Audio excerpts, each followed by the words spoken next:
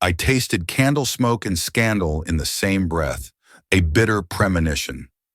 Lady Hawthorne's whisper, sharp as glass, promised ruin before dawn. A truth long hidden would soon unmakes a lie. The Duke's study was a formidable space, as unyielding as its master.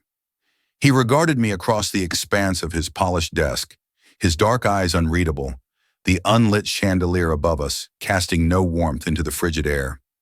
His offer, brusque and devoid of sentiment, was for the position of governess to his young ward, a mere formality to provide me shelter and a new identity against the encroaching scandal. Desperation was a potent persuader, twisting my tongue to accept terms that felt more like a sentence than a salvation. I, Lady Eleanor Vance, once admired, now a governess, a role that severed me from my past, yet offered a precarious hold on my future. It was a choice between public degradation and a solitary, constrained existence within his formidable walls. The morning mist clung to Thornewood Manor like a shroud, curling around the ancient stone turrets and settling into the hollows of the overgrown gardens with the weight of centuries. I stood at the rain-streaked window of my new chambers, watching the gray autumn landscape blur into indistinct shapes through glass that seemed to separate me from the world beyond with more than mere transparency. Only a day had passed since my arrival at this imposing estate, with its cold corridors and colder silence, and already I felt the walls closing around me like the tightening of a fist. The journey from my father's modest country house had been mercifully brief. I had followed in the carriage, alone with my thoughts, and the secret that coiled in my chest like a serpent waiting to strike. My mother, God rest her soul, had made me promise never to speak of it.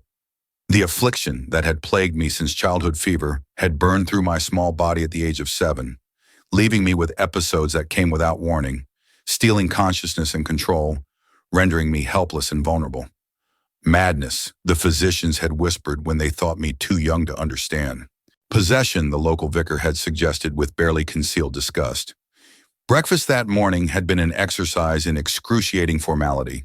The Duke Alaric Thorne, seated at one end of the enormous mahogany table, I at the other, an expanse of polished wood between us that might as well have been an ocean. He had inquired about my comfort with the detached courtesy one might show a stranger at an inn, his dark eyes never quite meeting mine, his attention devoted to the correspondence stacked beside his plate. Lord Alaric Thorne was a figure carved from granite and duty, his jaw set in permanent severity, his shoulders bearing the weight of ancient title and expectation with rigid formality. The arrangement had been negotiated between my father and the Duke's solicitors with the cold efficiency of a business transaction. I had harbored no romantic illusions, but neither had I anticipated this profound isolation, this sense of being utterly alone.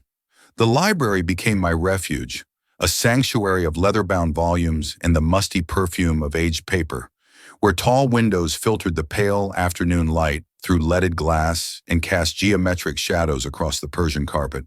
It was here, after only a few days at Thornewood, that the inevitable occurred. The warning signs arrived with their familiar dread, the metallic taste flooding my mouth, the world tilting sideways, as though the very foundations of the manor had shifted beneath my feet, the peculiar sensation of my consciousness fragmenting like light through a prism. I had just enough time to recognize what was coming, to sink gratefully into the high-backed chair near the fireplace, rather than collapsing onto the unforgiving floor before darkness claimed me with the inexorable pull of a tide. When awareness returned, creeping back in fragments and disconnected sensations, I found myself still in the chair, my limbs heavy and unresponsive, my tongue thick in my mouth. But something was different. A blanket had been draped carefully over my shoulders, its soft wool foreign against my skin, its presence irrefutable evidence that someone had witnessed my vulnerability. Panic rose sharp and acidic in my throat as I clutched the blanket with trembling fingers, my eyes darting around the empty library, searching shadows for the observer who had left this damning kindness. No one emerged from behind the towering shelves. No footsteps echoed in the corridor beyond. But the blanket remained, tangible proof that my secret had been discovered, that the careful fortress of normalcy I had constructed around myself had been breached. The days that followed my collapse in the library were painted with the sickly hue of paranoia. Every servant's glance seemed weighted with secret knowledge. Every hushed conversation falling silent as I passed felt like evidence of my exposure. I moved through Thornewood's grand halls under the cold, indifferent gaze of its many chandeliers, their light now seeming to highlight my vulnerability rather than illuminate my path. Lord Alaric, if such a thing were possible, grew even more distant. He took his meals in his study, a habit he had adopted after my arrival, and would leave for London on a state business without so much as a word to me. He returned days later, acknowledging his absence only through the faint scent of rain and distant travel clinging to his severe cloaks. Mrs. Finch, the housekeeper, began appearing at odd moments, her kind eyes searching my face with an intensity that suggested she knew more than she revealed. "Are you quite well, Lady Eleanor?" she would inquire, her voice a soft murmur of concern, her hand lingering on my arm. When I assured her that all was well, her expression would betray a gentle disbelief that tightened the knot of dread in my stomach. I found myself remembering our brief courtship with a painful, almost desperate clarity. Those few weeks before the wedding, when Lord Alaric had called upon me at my father's modest country house, had offered something approaching warmth. He had asked my opinions on literature, listened to my thoughts on the faded paintings in our small gallery. In those moments I had glimpsed beneath his austere exterior a man capable of thoughtfulness, perhaps even tenderness. That man had vanished the moment the wedding vows were spoken, replaced by this cold stranger who now moved through Thornewood like a ghost haunting his own estate. What had truly changed him? Was it merely the weight of his title, or something else entirely? Mrs. Finch, observing me tracing patterns on a dusty globe in the sitting room, spoke softly. "The manor can feel quite vast, my lady. One sometimes feels quite lost within its walls." Her words were innocent enough, yet her gaze, when it met mine in the polished surface of a nearby mirror, seemed to ask a question I dared not answer. I merely nodded, turning away from her knowing eyes. Seeking distraction from my mounting anxiety, I began to explore the manor's labyrinthine corridors. They stretched in every direction, leading to rooms filled with dust-shrouded furniture and portraits of stern-faced ancestors whose painted eyes seemed to follow my progress with judgment. It was during one such exploration that I found the east wing. Its entrance was marked by an ornate door of dark oak, fitted with a heavy iron lock. The handle refused to yield when I tested it, and the keyhole revealed nothing but impenetrable darkness beyond. A peculiar shiver ran down my spine. Later that evening, one of the rare meals Lord Alaric deigned to share with me, I inquired about it. He looked up from his plate, his dark eyes unreadable, with an expression somewhere between weariness and sorrow.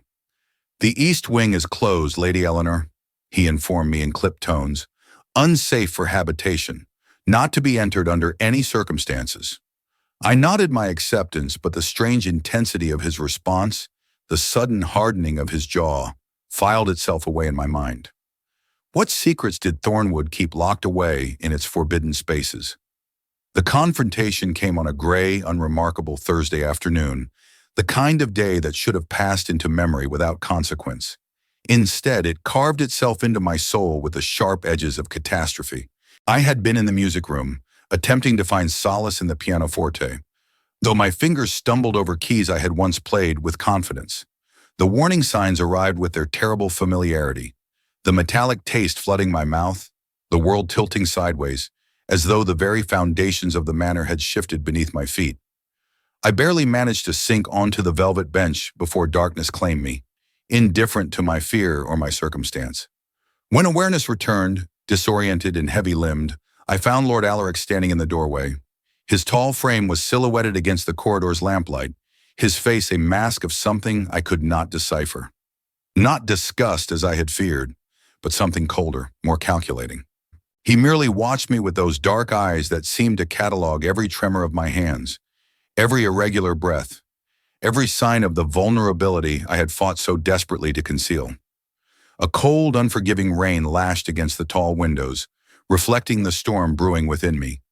When Lord Alaric finally moved, it was with measured steps that brought him no closer than the threshold, as though crossing into the room might contaminate him with whatever affliction he believed plagued me. His voice, when it came, was devoid of warmth or sympathy. each word precisely chosen and coldly delivered. "How long have you concealed this affliction from me, madam?" The formality of the address struck me like a physical blow. Madam, when he should have called me Eleanor, or perhaps even wife, if he could not manage tenderness. I struggled to find words that might explain, that might bridge the chasm opening between us with terrible speed. "Your Grace, I can explain. It is not what you think. It is a medical condition from childhood fever.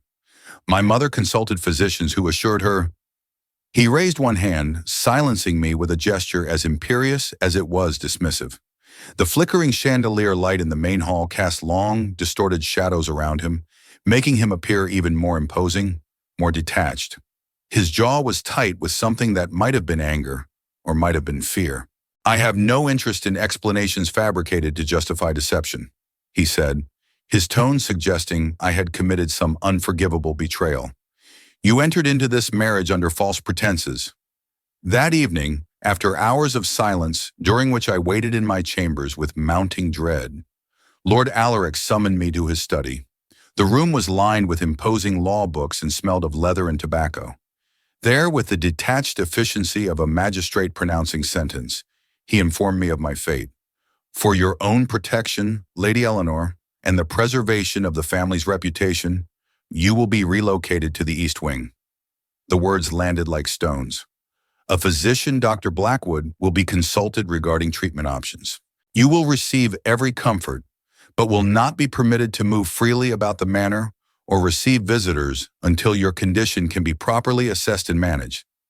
The word "managed" landed like a stone in still water, its implications rippling outward with terrible clarity. Dr. Blackwood arrived the following day, his black bag clutched in a thin hand. His questions were not about my physical symptoms, but about my spiritual state, whether I had experienced visions or heard voices. He inquired about my mother's moral character, whether madness ran in my family line. As Alaric stood silently by, his posture rigid and unyielding, I understood with sinking horror that he believed me not ill, but possessed, not suffering, but dangerous. The East Wing awaited me, not as a temporary refuge, but as a permanent exile. The East Wing chambers were indeed beautiful, but in the way a gilded cage might be described. Damask wallpaper in shades of cream and gold shimmered under the pale gray afternoon light, while velvet curtains, heavy enough to block out both the sun's warmth and the world's hope, hung at tall windows. Furniture carved from dark mahogany and upholstered in rich silk whispered of luxury, yet spoke only of confinement, not freedom. I stood as a silent witness to my own exile, watching footmen carry my trunks through corridors I would no longer be permitted to traverse. My wedding trousseau, still unpacked, now rested in rooms that felt less like a sanctuary and more like a mausoleum for the life I had barely begun to imagine.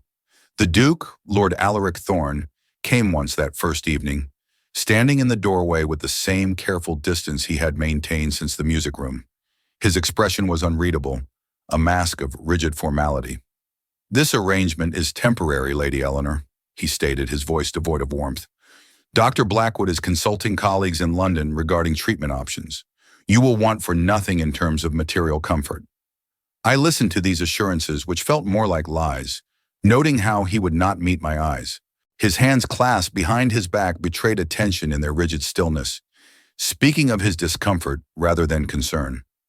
He spoke of my comfort while denying me the most basic freedom of movement beyond these ornate walls.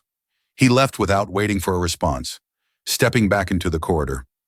The key turned in the lock behind him with a sound that echoed through the sudden silence of the East Wing, like a death knell tolling for my future. I stood alone in the center of the beautiful, stifling room, understanding with crystalline clarity that I had been transformed from governess to prisoner in the space of days. My husband had become my jailer, and my new home, my cell. Weeks blurred into a monotonous rhythm of sameness. Only Mrs. Finch, the stoic housekeeper, and a young maid named Laura were permitted to attend me. They brought meals on silver trays, their movements hushed, speaking in low tones as though I were an invalid, rather than a woman of sound mind trapped by her husband's misguided fear. Mrs. Finch's kind eyes often held a profound sympathy, suggesting she disagreed with this arrangement, Yet she was bound by the Duke's orders, her kindness constrained by duty to a master whose word was law within these walls. Elara, initially nervous, soon became a quiet companion. Her small, timid gestures of care, a freshly picked rose placed on my writing desk, or a book left open to an interesting passage, were small pinpricks of light in the growing darkness of my isolation. She would speak in soft whispers, her gaze often darting nervously toward the door, but her presence offered a fragile comfort. Months passed, each day indistinguishable from the last, measured only by the changing light through windows that overlooked gardens I could see but not touch. Autumn's beauty slowly surrendered to winter's barrenness outside, while I remained locked away, a shameful secret the family wished to forget. I was permitted no visitors, no correspondence. My requests to write to my aunt or my childhood friend were met with polite refusal. Mrs. Finch explained with apologetic firmness that the Duke had forbidden all contact with the outside world until my condition improved. But what improvement he sought remained maddeningly unclear. He never visited to assess my state, never sent word of his expectations, never acknowledged my existence beyond ensuring I was fed and clothed and kept in isolation. An unlit chandelier hung in my chambers, its crystal gleam dulled by dust, a silent symbol of the neglected beauty within these walls, mirroring the fading light of my own hope. In desperation, I turned to painting, requesting supplies through Mrs. Finch and receiving them with surprising swiftness. Perhaps the one request Alaric felt safe to grant. I set up my easel before the window, capturing on canvas the landscapes of freedom I could not have, the gardens below that I could observe but not walk through, the distant moors visible beyond Thornewood's grounds where wild things roamed unconfined.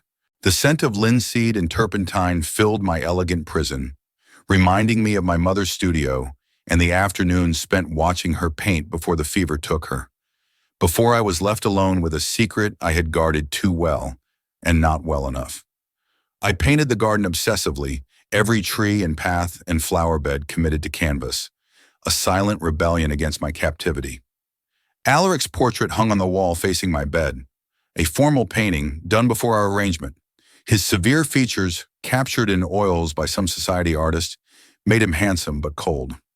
One morning, after a particularly difficult seizure left me weak and despairing, I rose and turned the portrait to face the wall. I could no longer bear the painted eyes that seemed to judge me, just as the living man had judged me, finding me wanting, finding me dangerous, finding me unworthy of the trust and partnership our arrangement should have granted. The blank rectangle of wallpaper where the portrait had hung became a daily reminder of everything I had lost before I had ever truly possessed it. Months passed with the slow inevitability of seasons turning, autumn's golden decay surrendering to winter's stark barrenness.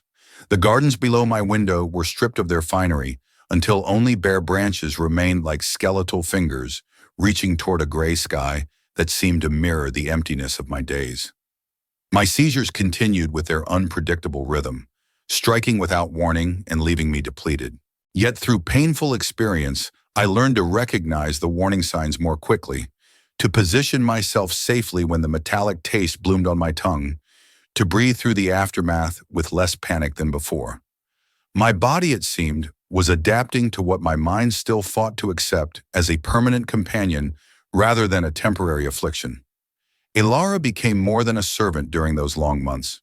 Her initial nervousness gave way to genuine companionship as she brought not only tea and fresh candles, but news from the world beyond my prison. She whispered reports of village happenings and estate business, careful mentions of the Duke's activities that I both craved and dreaded hearing. Through Elara's accounts delivered while she arranged my hair or turned down the bed, I learned that Alaric had informed society his governess was delicate and recovering in the countryside, a convenient fiction that preserved reputation while condemning me to this elegant exile. The lie stung more than truth might have. The implication that I was too fragile for the world, when it was the world, or at least my husband's fear of it, that had made me so. Dr. Blackwood continued his weekly visits, a grim ritual that unfolded with predictable monotony in my gilded cage. His black bag, smelling faintly of disinfectants and forgotten hopes, was a constant fixture in my sitting room. He would dispense his bitter tonics, claiming they would calm the humors, while achieving nothing but a sour taste on my tongue. His questions, always the same, probed my spiritual state and the nebulous moral character of my mother, never quite touching upon the actual nature of my affliction. I endured his patronizing gentleness, the scribbling of his notes in a leather journal, knowing that any defiance would only confirm whatever suspicions already festered in his narrow mind. My powerlessness was absolute, my endurance my only weapon. It was during one such visit, while Dr. Blackwood consulted with Mrs. Finch in the sitting room adjacent to my bedchamber, that I heard voices raised in the corridor beyond. Lord Alaric's deep tones, usually so carefully modulated, were unmistakable. And then, a woman's imperious contralto, one I recognized with a jolt of dread. The Dowager Duchess, his mother, Lady Thorne. I had met her only twice before my confinement, and she had regarded me with the cool assessment of one examining livestock at market. Shame at eavesdropping warred with a desperate hunger for information, for any glimpse into the mind of the man who had locked me away. I pressed myself against the heavy wooden door, the rich scent of old wood and beeswax doing little to muffle the heated exchange. Through the thick barrier, I heard the dowager's cutting pronouncement. "This situation is untenable, Alaric. You must seek annulment on grounds of concealment. The family cannot afford the scandal of a mad duchess hidden away like some gothic horror." My heart contracted with a fear so sharp it stole my breath. How easily I might be discarded, how fragile my position truly was, despite the marriage vows barely 2 months old.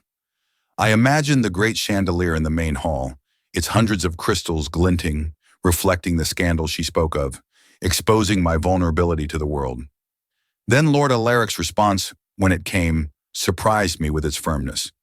His refusal, delivered in tones that brooked no argument, cut through the dowager's outrage like a keen blade.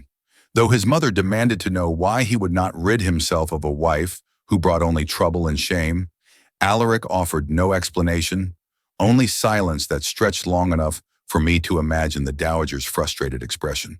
Footsteps retreated down the corridor, leaving only questions and a faint, bewildering hope. Perhaps his motivations were more complex than simple cruelty. Perhaps. But what those motivations might be remained, as locked away as I was, hidden behind walls I could not breach, in a silence that spoke volumes, while revealing nothing at all. Christmas arrived at Thornewood Manor like a mockery wrapped in evergreen and red ribbon. The servants decorated the great hall with holly and mistletoe, their hushed enthusiasm a cruel counterpoint to my confinement. I remained locked away in my beautiful prison, watching through frost-etched windows as wreaths were hung on doors I could not pass through. Carriages arrived bearing guests I would not meet, their distant laughter echoing through the silent corridors. A painful reminder that life continued in the great house, as though I did not exist within its walls. Alaric sent gifts on Christmas morning, delivered by Mrs. Finch with apologetic eyes. Boxes wrapped in silver paper contained a cashmere shawl, soft as a cloud. Kid leather gloves dyed the color of spring violets, a strand of pearls that gleamed with cold perfection in the winter light. I accepted these offerings with numb gratitude, understanding they were substitutes for the presents he would not grant. Tokens meant to assuage guilt or demonstrate remembrance, or perhaps simply to maintain the fiction that I was cared for, even as I remained abandoned. I wore none of them, leaving the pearls in their velvet case and the shawl folded in tissue, unable to bear the weight of gifts given without the courage to face the recipient. Instead, I sat at my writing desk and composed letters I could not send. I poured onto paper all the words that had accumulated in my throat during months of enforced silence, writing to my aunt, who surely wondered at my absence from the family's Christmas gathering, to my childhood friend who had promised to visit after the wedding and been denied without explanation. Even to Alaric himself, though I knew he would never read the words I penned in careful script on cream vellum. The wax seals on those imaginary letters remained unbroken. Through Ilara, who brought my Christmas dinner on a tray laden with roasted goose and plum pudding that I could barely taste for the loneliness that seasoned every bite, I learned that Alaric had attended Christmas services alone. He had hosted a small dinner for neighboring families, but retired early, pleading business concerns. He spent his days locked in his study with estate ledgers and parliamentary papers, throwing himself into work with the same obsessive dedication he had shown when locking me away. I understood with painful clarity that we were both prisoners now. I of his making, and he of his own fears. Both isolated and suffering, though only I bore the physical constraint of locked doors. Alaric's portrait, still turned to the wall, seemed to mock us both with its blank, unseeing canvas. It was Mrs. Finch who finally offered the key that began to unlock understanding. The housekeeper arriving one gray afternoon, between Christmas and New Year, with fresh linens and a pot of tea. She settled into the chair across from me with unusual familiarity, her kind, worried eyes searching my face before she spoke words that had clearly been held back for too long. His Grace, he lost someone, my lady, a long time ago. She revealed that Lord Alaric's younger sister, Seraphina, had died of a fever when she was 7 years old, and he was 12. He had sat at her bedside for days, watching helplessly as the fever consumed her. Their mother, the dowager, had never recovered from the loss, and their father had grown distant and cold. Mrs. Finch explained that Alaric had learned in childhood that loving someone meant watching them suffer and being powerless to prevent it. Illness, she whispered, was an enemy against which all his privilege, imposition, and power meant nothing. Suddenly I saw my husband not as cruel jailer, but as a wounded boy grown into a frightened man. His actions were born not from malice, but from the terrible logic of trauma. His attempt to protect me through isolation was actually a desperate bid to control what he had once been helpless to prevent. And though this understanding did not excuse what he had done, or erase the months of loneliness I had endured, it transformed my anger into something more complex. A mixture of compassion and grief for the child who had learned all the wrong lessons about love and loss, about protection and control, about the price of caring when the world could so easily take away everything you held dear. Did you ever wonder, dear listener, what silent burdens another soul might carry, hidden beneath a facade of stone? The new year arrived not with celebration, but with crisis. A cruel, bitter cold settled into my bones in the days after Christmas, until I woke one morning with a fever burning through my veins. My head pounded with an ache that made the gray light filtering through my window feel like daggers piercing my skull. I tried to rise from bed, only to find my legs would not support my weight. My body trembled with a weakness that went beyond the usual aftermath of my seizures. The room spun, and the floor rushed up to meet me as darkness, thick and sudden, swallowed me whole. Elara found me collapsed on the floor beside the bed, her young maid's frightened cry bringing Mrs. Finch rushing into the room with skirts flying and alarm written across her weathered features. Within hours, Dr. Blackwood arrived, his black bag clutched in his cold, precise hands, his expression grave. He examined me with a touch that felt too clinical against my burning skin, murmuring words that floated through my consciousness like debris on dark water. He pronounced influenza a virulent strain and stated my weakened constitution made the prognosis uncertain. The words were half heard, not fully comprehended through the fever that was rapidly consuming my ability to grasp anything beyond the immediate sensations of heat and cold warring in my flesh. Mrs. Finch's eyes brimmed with tears, and I understood, with a fading clarity, that I was adrift. The seizure struck that evening with unusual violence, my body convulsing while fever raged unchecked. When consciousness returned, it was a twilight state between waking and dreams, awareness fragmenting into moments of lucidity, followed by long stretches where past and present blurred together.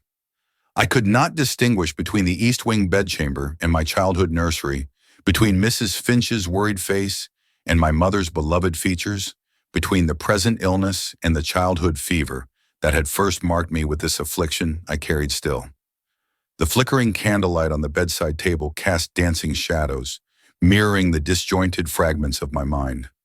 In this fevered haze, I heard my own voice, detached and raw, whispering truths I had never dared to speak aloud in health. I spoke of Mama's careful instructions about managing the episodes, how she had known it was a medical condition, not madness.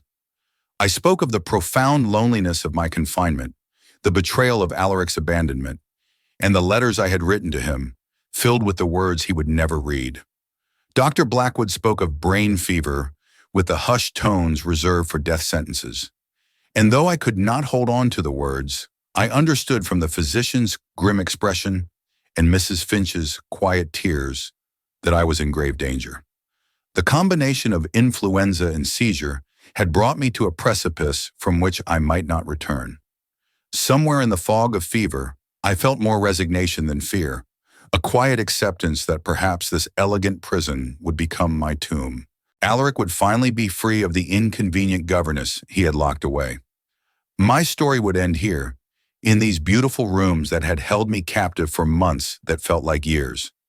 My gaze fell to the sapphire ring on my finger, a cold, perfect circle, a symbol of a broken promise, its gleam now seeming to mock the fate that awaited me. It was Mrs. Finch who finally defied Alaric's standing orders. Her worry for me outweighed her strict adherence to duty. She sent a footman racing through the bitter winter darkness out into the estate grounds to summon the Duke from whatever business kept him occupied in his study. Her resolute expression cut through the night, a silent command that brooked no argument. When Alaric arrived in the East Wing for the first time since he had imprisoned me there, he found his wife unconscious and fever-ravaged. My dark hair was spread across pillows damp with sweat, my skin alternating between burning heat and violent chills, my breathing shallow and labored. Something in his carefully constructed walls cracked at the sight of me, so diminished, so fragile, so perilously close to the death he had spent his life fearing. For 3 days he maintained vigil at my bedside, refusing food and sleep, changing the cool cloths on my forehead with his own hands. He held me steady through seizures that racked my weakened body. He listened as delirium loosened my tongue, and I spoke aloud thoughts I had never voiced in health. Through my fevered rambling, he heard everything he had refused to hear before. My mother's careful instructions about managing the seizures, the medical nature of my condition as opposed to madness or possession, the loneliness of my confinement and the betrayal of his abandonment, the letters I had written that he would never read, the understanding I had gained of his fear, even as it destroyed my hope. With each revelation, Alaric felt the weight of what he had done settle more heavily on shoulders that had never before bent under the burden of genuine remorse. The flickering candlelight in the room cast long, shifting shadows, like the unsettling truths unraveling in his own mind. The terrible knowledge dawned upon him that in trying to protect me from imagined dangers, he had created real suffering. His fear had been the true affliction all along, more destructive than any seizure, more imprisoning than any locked door. And as dawn broke on the 4th day, painting the winter sky in soft hues of rose and gray, my fever finally broke with it. He remained at my bedside, weeping silently for the woman he had wronged, and the time he could never reclaim. He wept for the man he had allowed fear to make him become, recognizing his reflection in the cold mirror of his actions. It was a profound catharsis, a cleansing rain after a long, dark storm, leaving him stripped bare of pretense, ready for a truth he had long denied. I woke to watery winter sunlight filtering through the East Wing windows, a soft, pale glow that felt both alien and strangely hopeful after days spent in the oppressive haze of fever. My body felt heavy, as if made of lead, but the burning heat had receded, leaving only a profound weakness. It was then I registered the unfamiliar sensation, a hand holding mine. My eyes drifted open more fully, the room slowly coming into focus. Lord Alaric Thorne was slumped in the chair beside my bed, his face haggard with exhaustion, marked by several days' growth of beard. His elegant clothes were rumpled, his dark hair disheveled in a way I had never seen. For a moment I thought, this too must be delirium, another fever dream, conjuring what could not be real. A mirror on the dressing table across the room, usually reflecting my own confined image, now caught a sliver of us, a hesitant connection in the glass. But then his eyes, those familiar, deep gray eyes, opened at my slight movement. I saw in their depths something I had never witnessed before, a raw vulnerability that made him look younger and more lost than any duke should ever appear. He straightened slowly, releasing my hand as though uncertain of his right to hold it. "Eleanor," he said, his voice rough, as though rarely used for anything beyond necessary commands during his vigil. He cleared his throat. How do you feel? The concern in his tone seemed to pain him to express. I found I had no words adequate to the strangeness of this moment, no response that could encompass the weeks of isolation, followed by this unexpected attendance. So I simply said I was better, and watched as relief, and something darker, perhaps shame, crossed his features in rapid succession. The apology came haltingly, a confession that seemed dragged from him by some invisible force. Alaric rose from his chair and walked to the window, turning his back to me as though he could not bear to meet my eyes while confessing what he had done. He braced a hand against the cold glass, his broad shoulders tensed. His words, when they came, were carefully chosen, but inadequate to the magnitude of his transgression. He spoke of fear, a primal, all-consuming fear, and of failure. He described the terrible realization that had come to him as he watched me hover between life and death. He had imprisoned me not for my protection, he admitted, but for his own. He had heard in my delirium all the truths he had refused to hear in health. The echoes of his sister's death, of that awful, helpless rage, had clouded his judgment. A quiet sound escaped him, halfway between a sigh and a choked sob. He was weeping, the proud Duke reduced to tears by the recognition of what his fear had wrought. My chest ached with a confusion of emotions. Anger still clawed at me, sharp and bitter. Yet it was undermined by the undeniable evidence of his genuine torment. Please, Finch's words about his sister Seraphina, the child he had watched suffer and die, lent context, if not excuse, to his actions.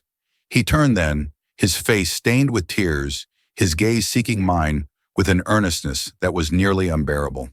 He asked, his voice barely above a whisper, if he might be permitted to visit me daily. Not as jailer, he added, but as husband, attempting to know the wife he had wronged.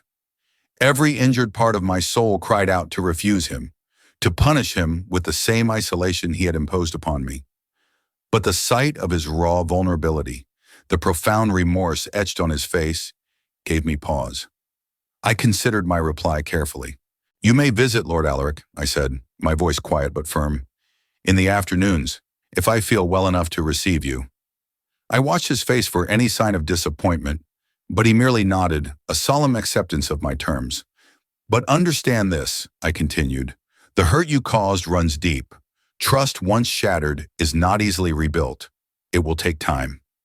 He accepted this truth with another silent nod, his gaze steady, promising nothing but the chance to prove through actions what words alone could never accomplish. And so a conditional agreement was reached, a fragile beginning from the wreckage of our past. And so began the slow, arduous reconstruction of what had been shattered before it was ever truly built. Alaric arrived each day in the afternoons, as agreed, with offerings that spoke of genuine effort to understand me. Not grand gestures, but thoughtful tokens. Books he thought I might enjoy, newspapers so I might know what occurred beyond these walls.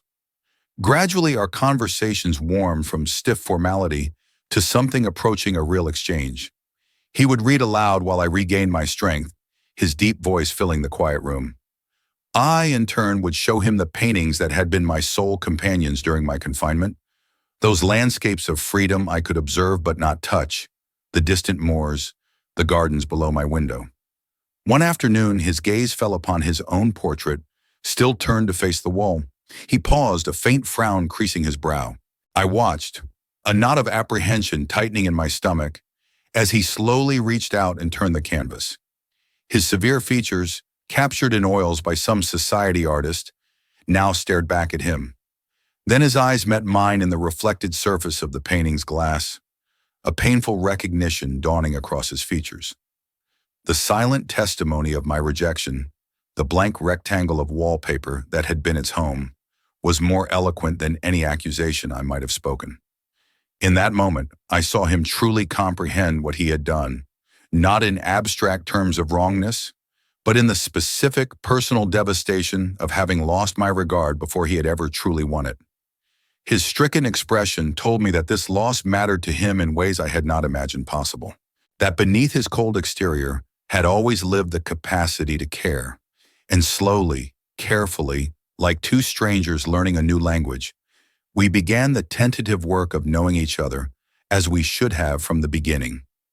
We spoke of literature and art, of the changing seasons and the quiet rhythms of the estate. He listened with an attention that felt genuinely interested rather than merely dutiful. I found myself responding with observations and thoughts I had kept locked away for so long.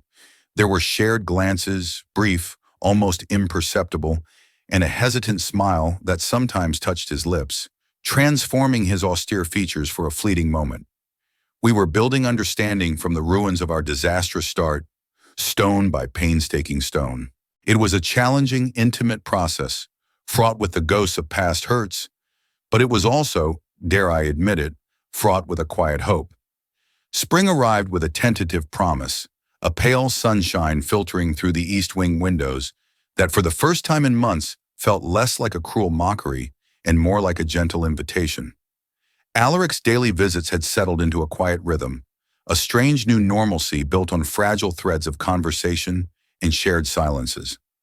He would often read aloud from volumes of poetry or history, his deep voice filling the elegant rooms with words of another world. One afternoon, as he read a particularly stirring passage from Tennyson, the familiar aura descended. A metallic taste bloomed on my tongue. The edges of my vision shimmered, and the world began to tilt. Panic, usually my first companion, was tempered by a strange, quiet acceptance. I turned toward Alaric, a silent plea in my eyes, and he must have seen it, for his gaze sharpened, the book of poetry falling forgotten to the polished floor. Before the convulsion seized me, before my body became a stranger to my own will, I felt his hands steady on my shoulders, guiding me gently to the plush settee. My last conscious thought was the surprise of his unwavering presence, a steadiness I hadn't dared to hope for. When awareness returned, bringing with it the familiar disorientation and the bone-deep exhaustion, he was still there. He knelt beside me, his hand holding mine with a steadfastness that spoke not of duty, but of deliberate choice, his eyes reflecting a concerned tenderness that choked me with emotions too complex to name. He helped me to sit upright slowly, retrieving the cushion that had fallen and tucking it behind my back, with a care that felt almost reverent. The quiet aftermath of the storm's fury outside seemed to hold its breath around us. Then Alaric spoke, and his words tumbled out, a confession long damned, a torrent of raw vulnerability. He told me of Seraphina, his younger sister, who had been 7 years old when the fever claimed her. He had been 12, helpless, watching her convulse and burn and fade over the course of 3 terrible days. Their mother had collapsed into a grief so profound she never fully emerged, and their father had aged decades in those months that followed. Alaric had vowed then never to love anyone again, because loving meant losing, and losing meant the destruction of everything remaining. When he had married me and witnessed my first seizure, all his carefully buried grief had erupted. He had panicked, the past rising up to swallow reason. In his irrational terror, he had thought that isolation could protect me, that if he kept me separate from his heart, I could not wound it. But I realize, he whispered, his voice rough with emotion, during your illness, that hearts do not obey such commands. I had come to care for you despite my best efforts to remain distant. He admitted that in trying to protect me, he had instead imprisoned me, trading my freedom for his illusory safety. I am more sorry than language can adequately express, Eleanor. He knew apology could not restore what he had stolen. Those months of my life spent locked away like some shameful secret, when I deserved to be honored, known, allowed the dignity of managing my own condition, as I had done before our marriage. Tears slid down my cheeks as I listened, seeing his genuine remorse in every line of his haggard face. I understood at last the depth of the fear that had driven him, yet understanding was not the same as absolution. I could see the wound that had shaped his cruelty, while still carrying the scars of what that cruelty had inflicted upon me. When he finished speaking, I told him quietly, I see your pain, Alaric, and your regret, but the hurt you caused ran deep. Trust, once shattered, is not easily rebuilt. I will need time to reconcile the man who sits before me now with the one who condemned me to isolation. He nodded, accepting this truth without argument, his gaze steady on my tear-streaked face. In the silence that followed, I felt something shift between us. Not forgiveness, perhaps, but the first fragile possibility of it, a crack in the wall of my justified anger through which light might eventually stream. A week later, Alaric returned from London, not with gifts, but with knowledge.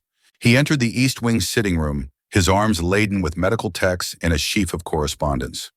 He spread the materials before me with an urgency that spoke of sleepless nights spent reading, learning, attempting to comprehend what he should have sought to understand from the beginning. Among them, I noted an open letter, its wax seal broken, revealing detailed research on seizure disorders. He explained his findings, physicians who specialized in disorders of the nervous system, doctors who understood that seizures were not manifestations of madness or moral failing, but rather disruptions in the body's electrical processes, manageable conditions that required understanding rather than imprisonment. My heart ached with a bitter-sweet pain, moved by the evident effort he had expended, the genuine desire to educate himself about my condition. This commitment offered tangible hope, yet a simultaneous ache of old wounds tightened in my chest. All this information had been available to him before. Had he listened when I tried to tell him? Had he trusted my understanding of my own body? Months of isolation might have been avoided. When he finished his earnest recitation, I looked at him, my voice quiet but firm. I tried to explain this very thing, Alaric. My mother consulted specialists who confirmed my seizures were a residual effect of childhood fever, neither progressive nor indicative of mental deterioration. I watched his face fall as he recognized the truth of my words, the failure of listening that had preceded his failure of action. He sank into the chair across from me, the medical texts suddenly seeming to weigh upon him like physical burdens. His ducal authority was stripped away, leaving only profound regret. "What do you need from me now, Eleanor?" he asked, his voice barely above a whisper. "What would help you feel less like a prisoner and more like a woman with agency over your own life?" I considered the question carefully before answering, knowing that my response would shape whatever future we might build together. Finally, I said simply, freedom and trust. These were the two things he had denied me, the foundations without which no relationship could truly stand. I watched understanding dawn across his features as he comprehended what I asked. Not grand gestures or expensive gifts, but the basic dignities he should never have taken. The right to move through my own home unconfined, the right to be believed about my own condition, the right to make choices about my own care and my own days. That very afternoon, Alaric summoned Mrs. Finch and instructed her to unlock all the East Wing doors, to remove any barriers between me and the rest of the manor. He declared that his wife was free to go wherever she wished within Thornewood and its grounds. I stood in the doorway of my chambers, watching him turn the key in the lock one final time. This gesture of liberation should have filled me with joy, but instead I felt oddly paralyzed, uncertain after months of confinement how to navigate freedom. What to do with these open doors and unlocked possibilities? When Alaric gestured for me to precede him into the corridor, I hesitated not because I wished to remain imprisoned, but because the prison had become familiar and freedom felt suddenly vast and terrifying. I realized with some surprise that unlocking doors was the easier part. Learning to walk through them freely would require more courage than either of us had anticipated. The keys to my physical liberation had been his to turn, but the keys to my emotional freedom would take far longer to forge. The first morning I ventured beyond the East Wing, into the heart of Thornewood Manor, felt both monumental and strangely anticlimactic. My footsteps, once confined to velvet carpets and damask floors, now echoed through marble corridors that had been forbidden territory for so many months, each sound a testament to a freedom newly claimed, yet still unfamiliar. The sheer vastness of the house, which had once felt suffocating, now seemed merely imposing. Servants moved through the halls like quiet currents, their polite greetings carrying an undisguised curiosity in their eyes. The questions they were too well trained to voice hung in the air nonetheless, a subtle hum of speculation as I passed. Mrs. Finch appeared at intervals, her presence a quiet anchor in this sea of polite scrutiny. She offered subtle offers of assistance, a cup of tea here, a suggestion for a sunnier sitting room there, that felt more like quiet encouragement than mere duty. It was as though the housekeeper understood that reclaiming one's home after imprisonment required a particular species of courage, one that had nothing to do with physical bravery and everything to do with refusing to let fear win. That evening, Lord Alaric sent a formal request through his valet, asking if I would join him for dinner in the main dining room. The formality of the invitation, delivered on a silver tray, was somehow both respectful and heartbreaking. It was a careful distance he maintained, as though I were a skittish creature that might bolt if approached too directly, or perhaps one too fragile to be spoken to without intermediaries. I accepted, for refusal felt like giving power to the past rather than stepping toward whatever future we might construct from the ruins of our beginning. Yet when I entered the vast dining room, its gleaming mahogany table set for two at one end, I felt the full awkwardness of our situation. The enormous chandelier overhead, usually a symbol of grandeur, felt instead like a spotlight, illuminating the stark truth of this enforced intimacy between two people who were legally bound, yet essentially strangers. We had wounded each other in ways that left scars still tender to the touch. The first several dinners were exercises in painful politeness, conversations that skated across safe surfaces without dipping into the depths of anything that truly mattered. We discussed the weather and estate business and the quality of the cook's latest attempts at French cuisine. I found myself exhausted by the effort of maintaining a pleasant neutrality, of neither retreating into cold silence nor pushing too hard toward a warmth that felt premature. But gradually, as days became weeks, something shifted, almost imperceptibly. Alaric began sharing stories of his travels through Italy before our marriage, descriptions of Venetian sunsets and Roman ruins, delivered with an animation I had never witnessed in him before. A flicker of genuine enthusiasm would lighten his usually stern features, and I found myself responding with observations about art and color theory, the way light transformed ordinary scenes into something transcendent. He listened with an attention that felt genuinely interested rather than merely dutiful, his dark eyes meeting mine more frequently, holding my gaze for a beat longer than before. There was a cautious thawing, a tentative exploration of shared intellectual ground that laid the groundwork for a different kind of connection, one built on mutual respect for ideas rather than forced proximity. We were perhaps learning to speak a new language, one word at a time. One afternoon he appeared at the East Wing, not with books or news, but with two footmen carrying crates of art supplies, oils and watercolors and canvas in quantities that spoke of serious intention rather than a token gesture. He informed me, with a hesitant offer that suggested he feared I might reject it as too little. Too late, that the old conservatory on the south side of the manor was being converted into a proper studio, complete with northern light and ample space for me to work. I accepted with genuine gratitude. Painting had been my salvation during confinement, a silent act of defiance against the walls that held me. The prospect of creating with purpose, rather than merely to pass empty hours, felt like reclaiming a part of myself I had thought lost forever. It was a tangible sign of his understanding, a recognition of my inner world, and a promise that this time my passions would be nurtured, not dismissed. The garden, now bursting with the emerging blooms of spring, became our meeting place without either of us explicitly suggesting it. We were both drawn to its neutrality, the outdoor space belonging to neither of us exclusively, yet offering solace to both. There, among the carefully tended beds of early roses, and beneath the ancient oak that had witnessed centuries of Thornewood family history, we began the slow work of learning who we actually were beneath the roles that circumstances had forced upon us. We were two damaged people attempting to build something real from the fragments of a marriage that had nearly destroyed us both. The quiet conversations among the burgeoning roses, the shared appreciation for the simple beauty of nature, formed a fragile foundation.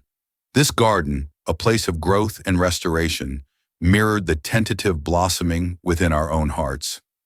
The turning point arrived on a Tuesday afternoon in late spring, when a carriage bearing an unfamiliar crest rolled up the curved drive to Thornewood Manor. I watched from my studio window as an elegantly dressed woman of middle years emerged, with the imperious bearing of someone accustomed to having doors opened before she reached them. Moments later, Mrs. Finch appeared to inform me that Lady Vivian Winters, my mother's elder sister, had arrived, demanding an immediate audience with the Duchess. This was the aunt whom I had not seen since my mother's funeral, the one who had objected strenuously to my arranged marriage and severed contact when her objections were overruled. Her arrival now, unexpected and unannounced, carried the weight of impending confrontation. I braced myself for accusations and recriminations, knowing the fragile peace I had begun to cultivate might shatter beneath her unwavering gaze. The summons to Alaric's study arrived shortly after Aunt Vivian's carriage had rolled to a halt on the gravel drive. My heart, which had just begun to settle into a rhythm of fragile hope, now hammered against my ribs with renewed apprehension. I found Alaric standing before the grand fireplace, his back to me, the scent of pipe tobacco and old parchment filling the air. He turned as I entered, his expression unreadable, though his eyes held an intensity I had come to associate with deep thought. "Lady Vivian Winters has arrived," he stated, his voice low. "She demands an audience. I remembered your words, Eleanor, about trust and freedom. The choice of how to proceed and whether I should be present is entirely yours." A small, surprised breath escaped me. He was offering me autonomy, a dignity I had longed for. My fingers unconsciously brushed against the cool metal of the sapphire ring on my finger, a reminder of the vows that had bound us in such strange circumstances. "I wish you to be present, Your Grace," I replied, my voice steadier than I felt. "To witness."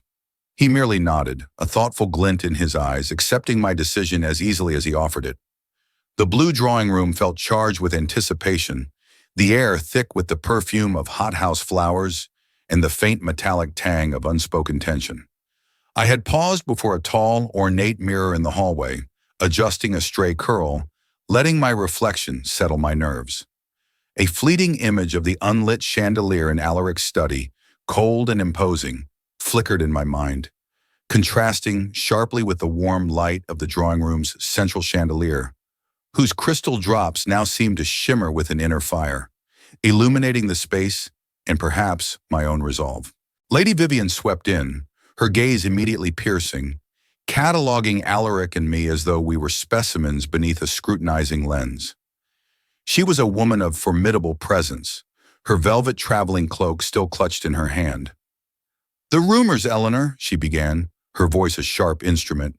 "Are they true? Have you been confined to these chambers, held against your will under the pretense of illness?"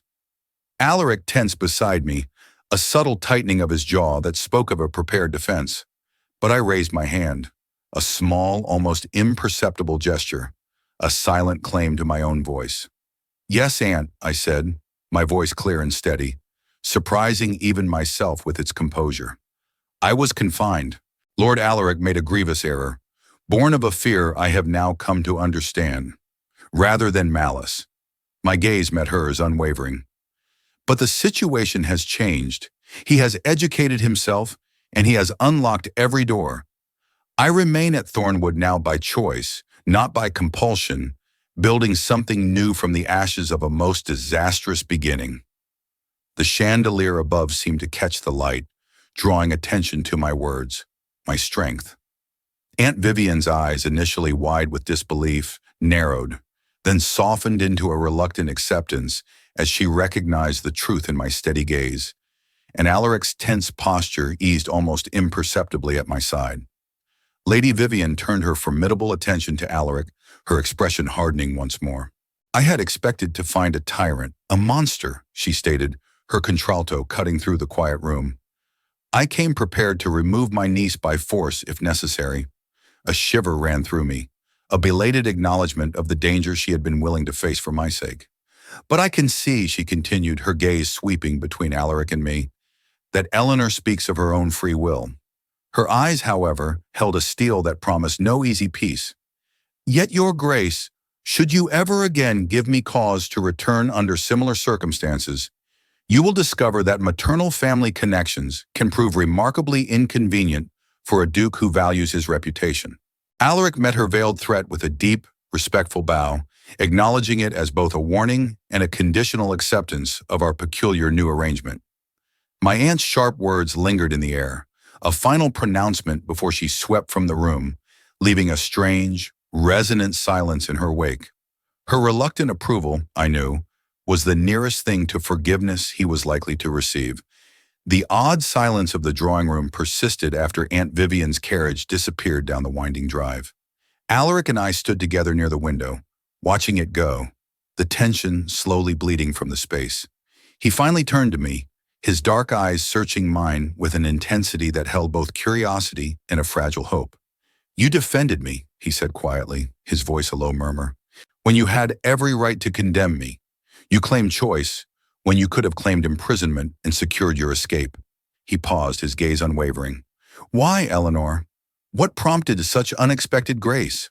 I considered his question carefully, gathering my thoughts as the last echoes of the carriage faded.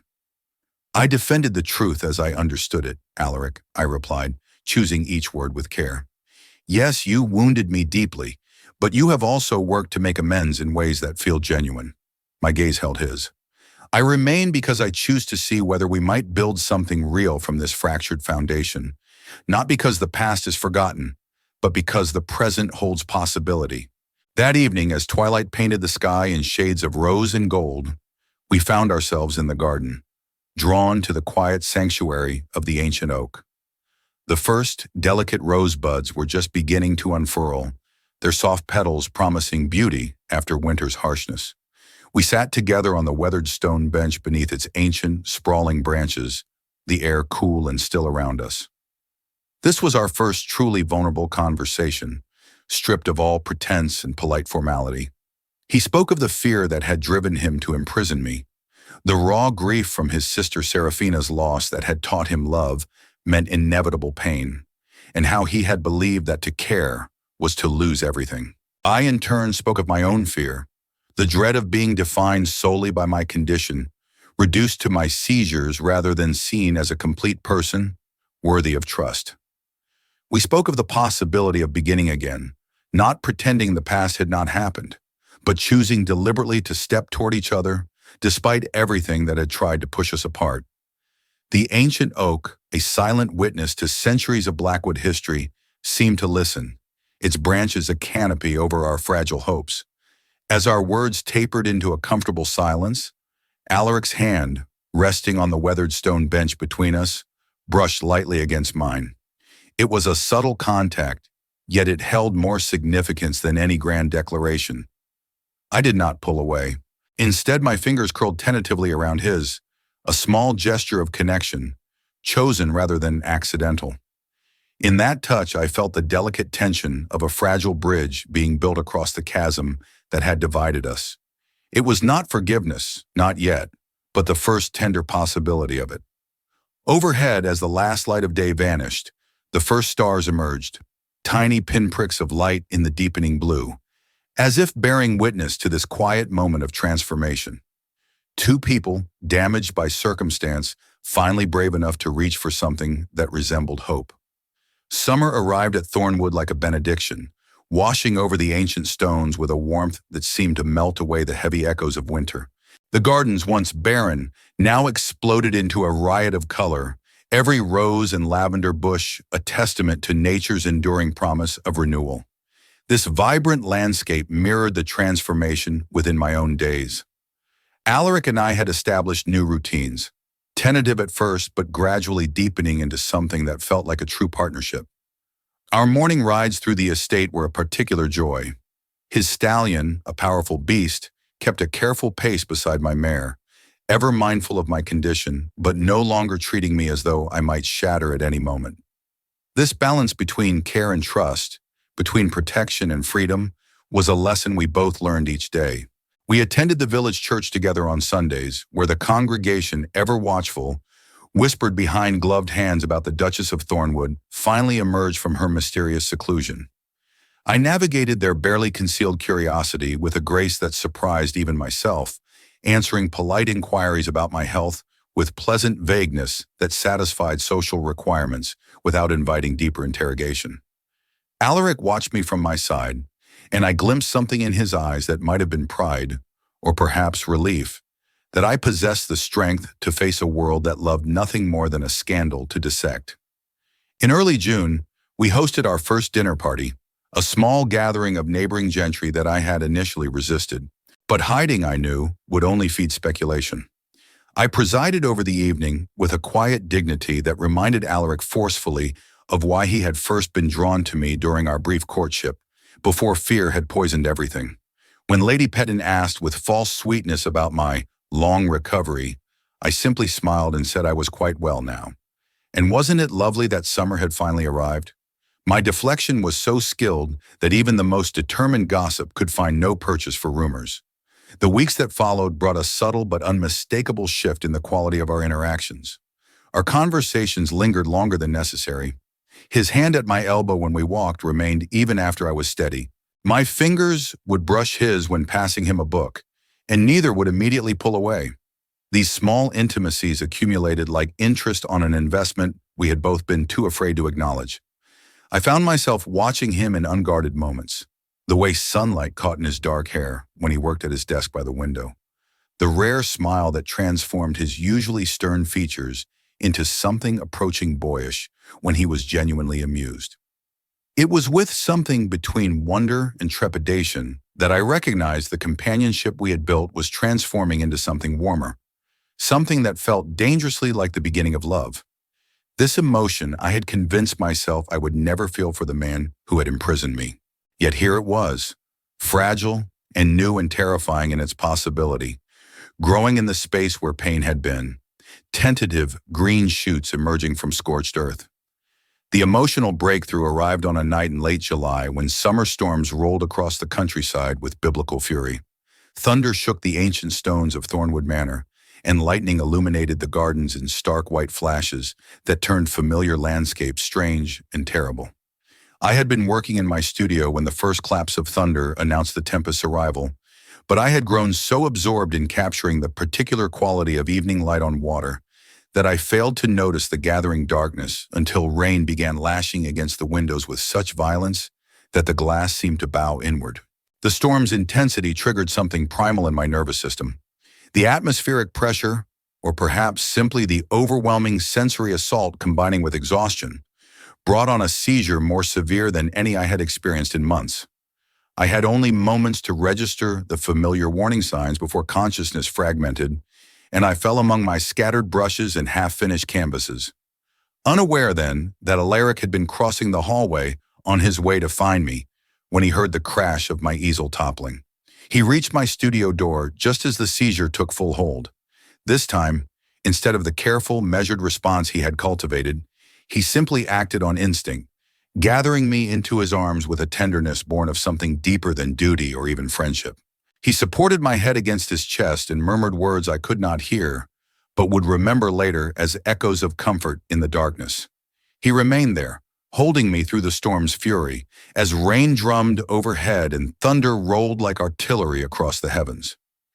He did not care that paint smeared across his shirt, or that his carefully maintained composure cracked and fell away, leaving only raw concern. The lightning flashes reflected my internal turmoil, a mirroring of the chaos within and without. When I finally surfaced back into consciousness, it was to find myself cradled against him in the growing quiet after the storm's passage, my cheek pressed to his heartbeat, while his hand moved soothingly through my hair.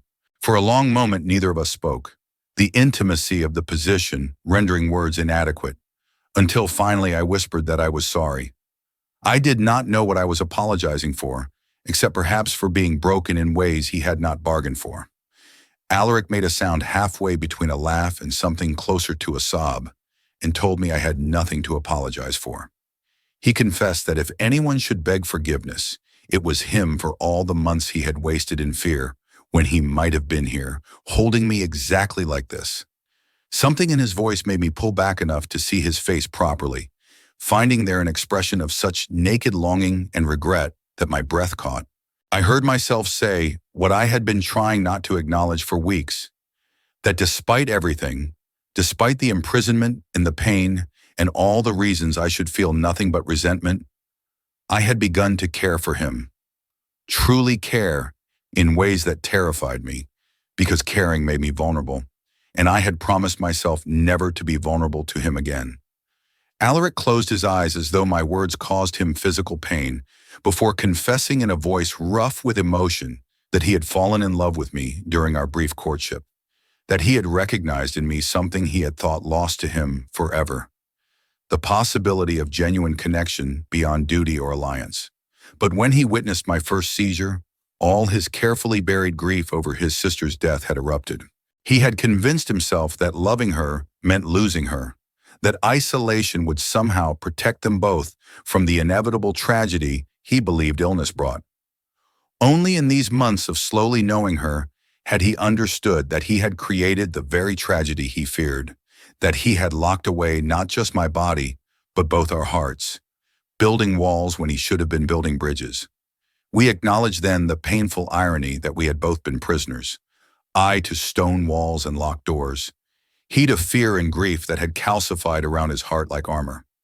He asked quietly whether I thought we might truly begin our marriage, not the hollow arrangement we had started with, but something real and chosen. I considered the question with the seriousness it deserved before answering simply, slowly. This single word contained both permission and warning, an acknowledgement that trust, once shattered, could be rebuilt, but only with patience and care. He accepted this with a nod that might have been gratitude or relief, or perhaps both. As the last of the storm clouds cleared and moonlight began filtering through the studio windows, he helped me to my feet. We stood together among the scattered evidence of my art, two people finally brave enough to reach for something that resembled love, however fragile, however hard-won, however uncertain the path ahead might prove to be. He whispered against my hair that he would spend the rest of his life proving himself worthy of the second chance. I told him quietly that perhaps we might simply spend it learning to be worthy of each other. This more honest acknowledgement that redemption was not his alone to seek, but ours to build together. As we walked back up the cliff path hand in hand beneath a sky full of emerging stars, I understood that we were finally truly beginning our marriage, not with vows spoken in a church before witnesses who meant nothing, but here, on this beach, with only the eternal witness of the sea, choosing each other with full knowledge of the pain we had caused and the possibility we might yet claim, if we were brave enough, patient enough, honest enough to try. Autumn returned to Thornewood Manor with the same golden light and crisp air that had marked my arrival 1 year prior. This October morning, however, found me preparing for something I had once thought impossible, a journey away from the estate that had been both my prison and eventually my sanctuary. Alaric had proposed the excursion to the seaside with careful casualness over breakfast 3 weeks earlier, watching my face for signs of reluctance or fear. But I had surprised us both by agreeing immediately, recognizing that this trip represented more than mere travel. It was a tangible test of the fragile trust we had rebuilt, a declaration that I was no longer confined by walls or by the weight of our painful history. As our carriage rolled through the countryside toward the coast, I watched the landscape transform from familiar woodland to open farmland, then to the peculiar flatness that preceded the sea, feeling something in my chest loosen with each mile that carried us farther from Thornewood's shadow. Around my throat, a sapphire pendant, a gift from Alaric years ago, gleamed with the light of renewed promise. Alaric sat across from me, maintaining a careful distance that I appreciated, even as a part of me wished he would sit beside me, close enough to share warmth. We were still learning this dance of intimacy, still discovering what permission looked like between two people who had begun as strangers, bound by duty, and were now tentatively reaching towards something that resembled choice. The seaside village of Whitecliff proved to be a charming collection of weathered cottages, clinging to chalk cliffs that dropped dramatically to a beach of smooth gray stones. Alaric had secured us rooms at a respectable inn overlooking the water, separate chambers connected by a sitting room, in deference to the careful boundaries we were still navigating.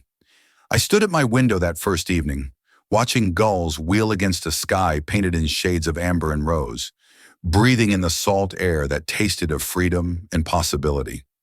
I heard Alaric's knock at the connecting door, his quiet question of whether I might join him for a walk along the beach before darkness fell completely. Together, we descended the narrow path that switched back down the cliff face, Alaric offering his hand at the steeper portions. I took it without hesitation, this simple touch now familiar enough to feel natural, yet still carrying the charge of newness. When we reached the beach proper, I removed my shoes as I had done as a girl, feeling the cool, smooth stones beneath my feet and laughing at Alaric's startled expression before he followed suit.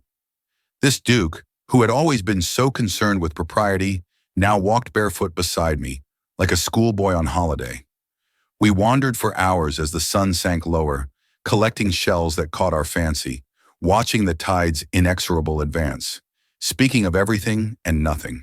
Our conversation flowed with an ease that would have seemed impossible mere months ago. I found myself telling him about my mother, the woman who had taught me to hide my seizures as though they were shameful secrets rather than simple medical fact. Alaric listened without judgment before sharing his own memories of his sister's final days, the helpless rage of watching someone beloved slip away despite every prayer and physician's intervention. In this exchange of old griefs, we found unexpected lightness, the weight of unspoken history finally lifted through the simple act of honest sharing. On our third evening at Whitecliff, we sat on the beach, watching the sunset paint the sky in impossible colors, that particular quality of coastal light that seems to set the very air ablaze. I felt the moment crystallize into something significant, one of those instances that would later serve as a marker between before and after. I turned to find Alaric already watching me with an expression of such careful hope that my heart ached with the tenderness of it. I reached out deliberately and took his hand, not for support or assistance, but simply because I wanted to, a gesture of choosing connection rather than accepting help. His fingers closed around mine with a gentleness that acknowledged the gift I was offering. We sat in silence as the sun disappeared below the horizon, leaving the sky bruised purple and gold. When full darkness began gathering, I found myself asking, my voice barely audible above the waves, whether he might kiss me. Not as duty or obligation, but because I wanted to know what it felt like to be kissed by someone I was beginning to love. Alaric's breath caught audibly before he turned to face me fully, cupping my face with both hands, as though I was something infinitely precious and infinitely fragile. When his lips met mine, it was with a tenderness that held within it both apology for all the months of pain and promise for whatever future we might build together, gentle and questioning, and full of a hope that terrified us both in its fragility. I leaned into the kiss, into him, into the possibility that what had begun in darkness might yet find its way toward light. When we finally drew apart, he rested his forehead against mine and whispered that he would spend the rest of his life proving himself worthy of this second chance. I told him quietly that perhaps we might simply spend it learning to be worthy of each other, this more honest acknowledgement that redemption was not his alone to seek, but theirs to build together. As we walked back up the cliff path hand in hand beneath a sky full of emerging stars, I understood that we were finally truly beginning our marriage. Not with vows spoken in a church before witnesses who meant nothing, but here on this beach with only the eternal witness of the sea, choosing each other with full knowledge of the pain we had caused and the possibility we might yet claim if we were brave enough, patient enough, honest enough to try. Our return to Thornewood Manor in late October carried the weight of transformation. The familiar stone walls and autumn-painted gardens appeared somehow softer than when we had departed, as though the estate itself had shifted in our absence to accommodate the fragile new understanding we had brought back with us. I stood in the entrance hall, breathing in the scent of beeswax and wood smoke, while Alaric spoke quietly with Mrs. Finch about arrangements he had set in motion during our journey. The housekeeper's knowing smile suggested she understood more than was said about what had transpired at the seaside. When I asked what arrangements he meant, Alaric took my hand with the easy intimacy we had begun practicing and led me through familiar corridors to the east wing. My steps slowed involuntarily as old memories threatened to surface in those rooms that had been my prison for so many terrible months. But when he opened the doors, I found the space utterly transformed. Walls had been knocked through to create a vast, light-filled gallery where my easel stood, waiting beside tall windows that had been enlarged to flood the space with natural illumination. Scattered throughout the room were my paintings from the months of confinement, those desperate landscapes of gardens I could only observe and horizons I could not reach, now hung with care and dignity as though they were treasures rather than evidence of suffering. Alaric explained quietly that he wanted this space reclaimed. He wanted me to fill it with new art that spoke of freedom rather than captivity. He wanted the East Wing to become not a reminder of his failures, but a testament to my strength and the beauty I created even in darkness. I found myself unable to speak for several moments, overwhelmed by the thoughtfulness of this gesture, the understanding it demonstrated of what I needed to heal fully. When I finally turned to him, I saw uncertainty in his expression, as though he feared he had overstepped or presumed too much. But I silenced his worry with a kiss that held gratitude and affection, and the growing certainty that what we were building together might actually endure. The days that followed established new rhythms that felt both deliberate and natural. Morning broke with us sharing breakfast in the small dining room rather than the formal hall. Alaric read correspondence while I sketched ideas for paintings, and we discussed the day ahead with the comfortable intimacy of genuine partnership. Afterwards, I would retreat to my gallery to work while he attended to estate business. But often he would appear mid-morning with tea and stay to watch me paint, asking questions about technique and color that demonstrated real interest rather than mere politeness. He commissioned me to create a series of paintings for the Manor's public rooms, landscapes and portraits that would replace the dark ancestral portraits that had made the house feel like a mausoleum. I threw myself into this work with joy, finally able to contribute something meaningful to the estate that had been both prison and eventually home. Our evenings were spent in the library, where we had begun reading aloud to each other, taking turns with novels and poetry, our voices filling the quiet with stories of other lives and other loves, while the fire crackled and outside the November winds began their annual assault on Thornewood's ancient stones. What surprised me most in these weeks was the emergence of playfulness between us, moments of levity I had never imagined possible with the stern Duke who had locked me away. It began small, with Alaric making a dry observation about a pompous neighbor that made me laugh unexpectedly. My laughter seemed to unlock something in him, and soon we were trading witticisms over dinner, engaging in spirited debates about art and literature that sometimes grew so animated the servants would pause outside the dining room to listen with barely concealed amusement. Once, when I was painting in the rose garden and he was supposed to be reviewing accounts, he appeared instead and confessed he found estate ledgers unbearably dull compared to watching me work. I teased him about neglecting his ducal duties until he captured my paint-stained hands, pulled me close, and told me I was the only duty that mattered anymore.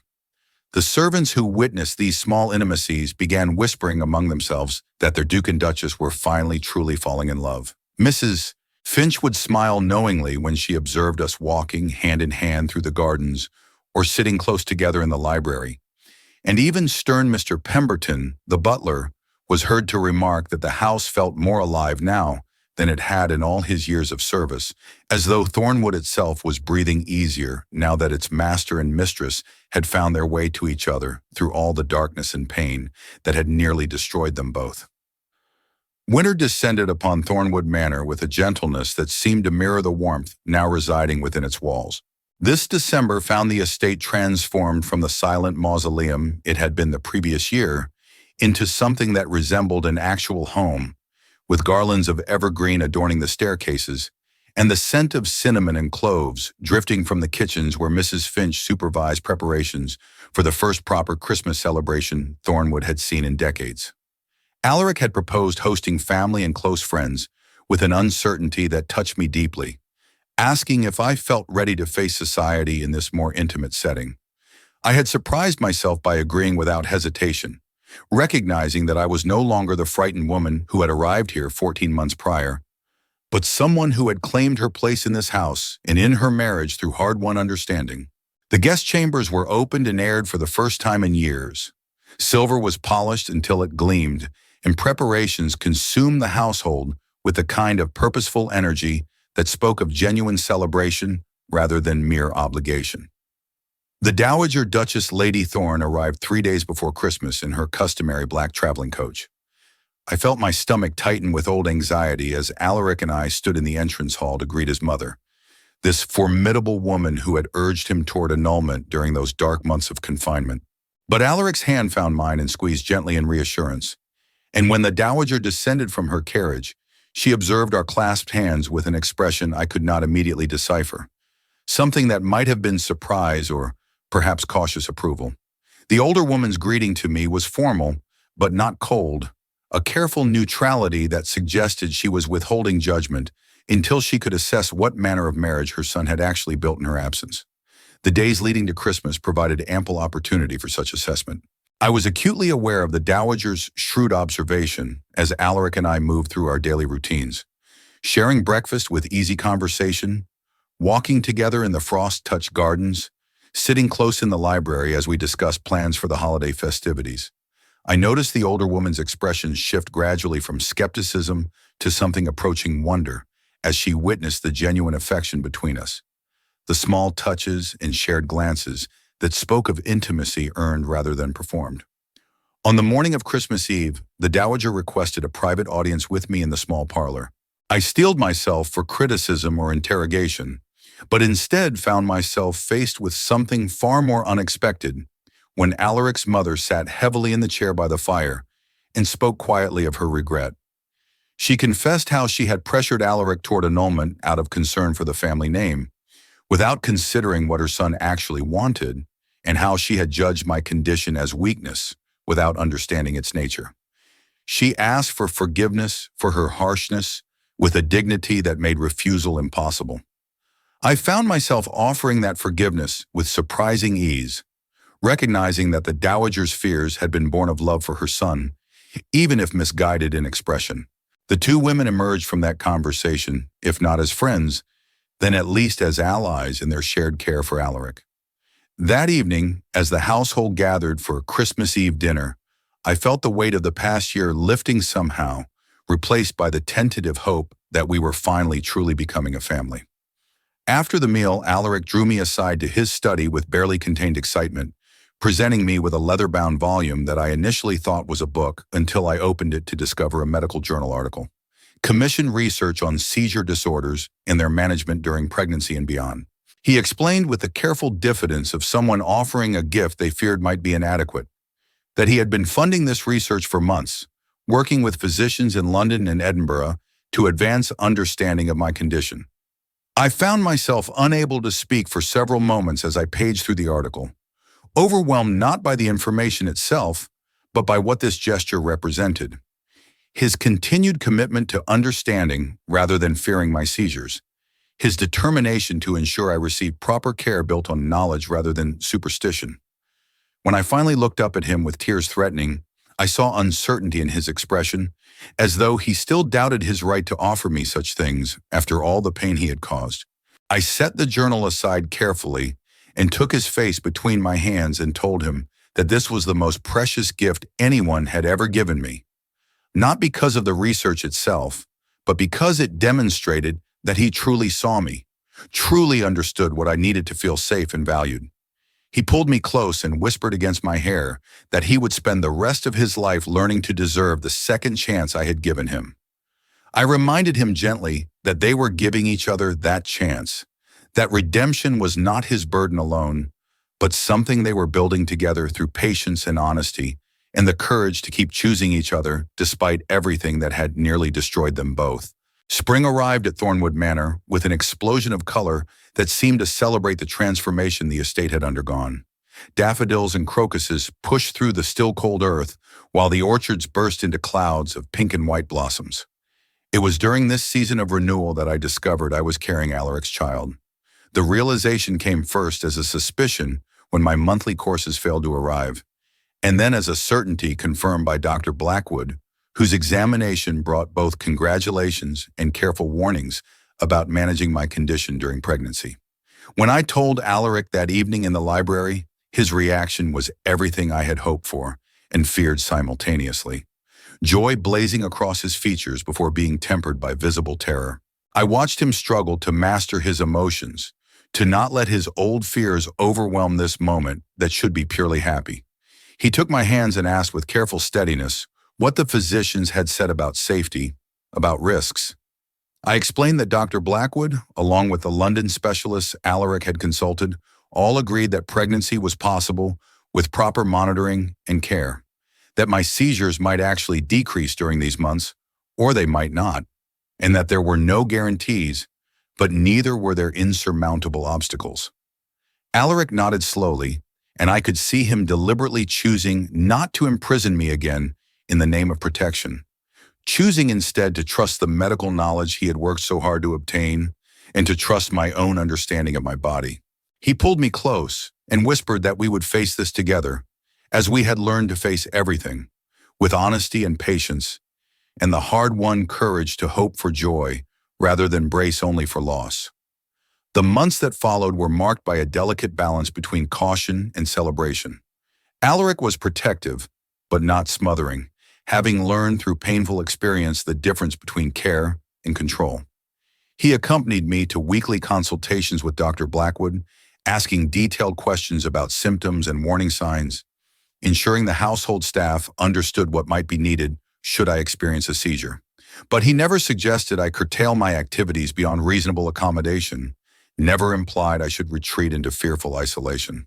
I found myself painting with renewed inspiration, choosing the nursery as my canvas, and covering its walls with murals of gardens and meadows and skies full of birds, wanting our child to enter a world of beauty and freedom rather than the darkness I had once known. We spent long evenings discussing names, Alaric favoring classical choices, while I preferred something that spoke of new beginnings. Gradually, we built a list of possibilities that we would test against each other, like trying on garments to see what fit. As my body changed and swelled with the life growing within me, I noticed that my seizures did indeed become less frequent, whether from the hormonal shifts of pregnancy or from the profound happiness that had replaced the stress and loneliness of previous years. I chose to believe it was both, that my body and spirit were working together to nurture this new life. Alaric would place his hand on my belly in the evenings and speak softly to our unborn child, telling stories of Thornewood's history and making promises about the love that awaited. I would watch him in these moments and see the complete healing of the man who had once locked me away out of fear, transformed now into someone who understood that love was not about protection through isolation, but about facing uncertainty together with open hearts and joined hands.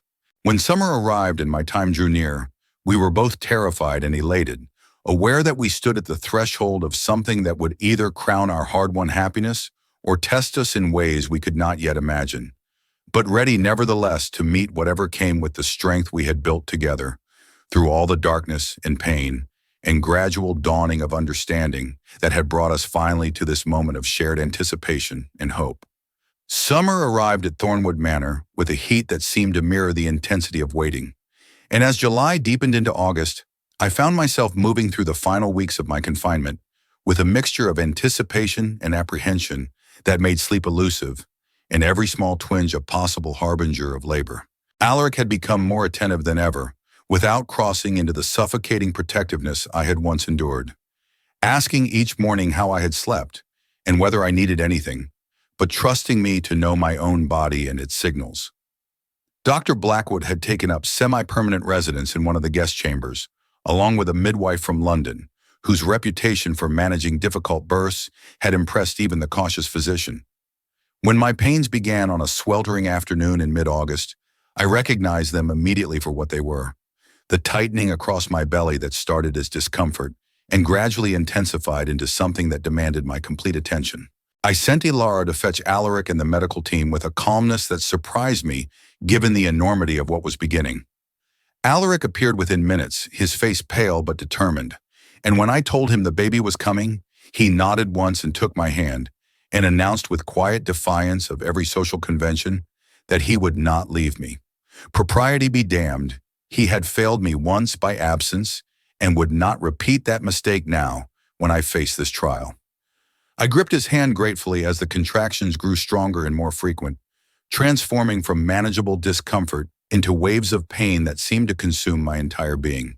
The hours that followed blurred into a haze of effort and exhaustion, punctuated by Alaric's steady presence at my side, his voice offering encouragement when I thought I could not continue, his hand becoming my anchor as I rode each contraction like a storm that threatened to pull me under. I was dimly aware of Dr. Blackwood's calm instructions and the midwife's practiced efficiency, but mostly I was aware of Alaric, this man who had once locked me away in fear, now refusing to abandon me in my most vulnerable moment, When the final stages of labor arrived and the pain reached heights I had not imagined possible, I heard myself crying out and felt Alaric's lips against my forehead, whispering that I was strong, that I could do this, and that he was here and would not let go. Then with a final tremendous effort, our daughter entered the world, her first cry piercing the air like a pronouncement of triumph. I felt tears streaming down my face as the midwife placed the tiny, perfect infant against my chest. This miracle we had created together. I looked up at Alaric to find him weeping openly as he gazed at our daughter with an expression of such wonder and relief and overwhelming love that I knew in that moment his healing was complete. The terrified boy who had watched his sister die had been finally laid to rest and replaced by this man who had just witnessed life instead of death, hope instead of loss. When he bent to kiss first our daughter's head and then my lips, I tasted salt and joy in equal measure. Later, when we had been cleaned and settled, and the medical team had confirmed mother and child both healthy, Alaric sat beside the bed holding our daughter with a tenderness that made my heart ache with happiness. I watched him trace the baby's tiny features with one finger and whisper, "Welcome, Eleanor Rose," named for his lost sister and for the flower that symbolized love and new beginnings.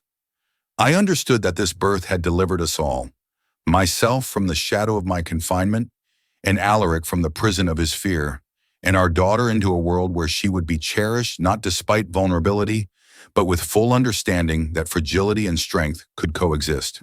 As the summer evening deepened outside our windows, and the three of us rested in the quiet aftermath of creation, I reflected that we were no longer simply Duke and Duchess, bound by arrangement and obligation, but partners who had chosen each other through every dark moment and emerged transformed. Our love not diminished by the trials we had endured, but deepened and made more precious precisely because it had been tested and proven true. 5 years had passed since Eleanor Rose's birth, and Thornewood Manor had been transformed into something its ancient stones had perhaps never witnessed before. A place of genuine joy and laughter, where the echoes of past sorrows had been replaced by the sounds of children playing in the gardens that once stood silent and austere. I stood now in the East Wing Gallery on an October afternoon, the same wing where I had once been imprisoned, but which Alaric had meticulously renovated into a light-filled exhibition space for my art. I gazed at the paintings that lined its walls, my Freedom series, as the London critics had named it, canvases that documented my journey from captivity through darkness into the light of hard-won love. Each brushstroke was a testament to pain acknowledged and overcome.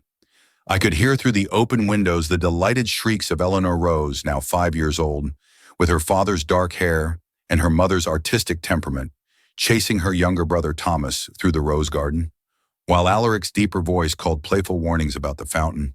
I smiled at the domestic symphony that had become the music of my days, so different from the silence that had once threatened to consume me.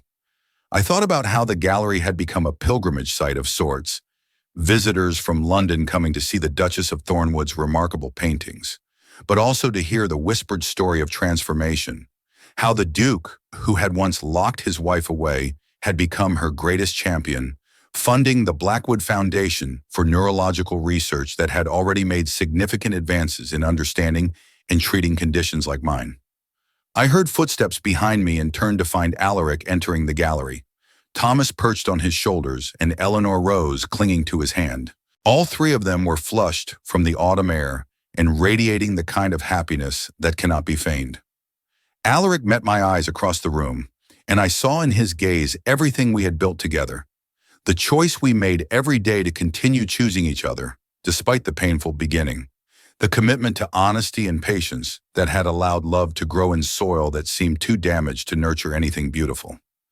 Eleanor Rose ran to me calling, "Mama, Papa says you'll paint our portraits for the new gallery in London." I gathered my daughter close and confirmed this was true, that my work would be exhibited in the Royal Academy next spring, a recognition that would have seemed impossible during those dark months of confinement. As my family surrounded me in this space that had once represented my imprisonment, but now symbolized my freedom, I felt the profound satisfaction of a life reclaimed and remade through courage and the willingness to believe in second chances. Dear listener, What does it mean to truly build a legacy of light, not just for ourselves, but for those we love?